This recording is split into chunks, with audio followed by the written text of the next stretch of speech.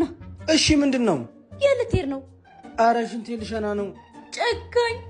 እኔ አርግዤ ነው አንተ ሽንት ልሸና ጤነኛማ መስኝም ቆይ ለቼካፕ ሄደሽ ምን አሉሽ ሸራተን በልተሽ ሂልተን ተጸዳጂ ተብያለሁ ፓሪስ ኬክ በልተሽ ሳሪሽ ሻይ ጠጭ ተብያለሁ በዛ ላይ ሜኒኪዩር እና ፔዲኪዩር አብራችሁ ተሰሩ ተብለ ሜኒኪዩር አሁን የት ነው የምትወስደኝ ሌላ ዶክተር ጋር እሺ ጉርሻ ማረኝ ጉርሻ አሁን ይዤ እመጣለሁ ሱማራለህ ሃፒ አወር ሃፒ ላይፍ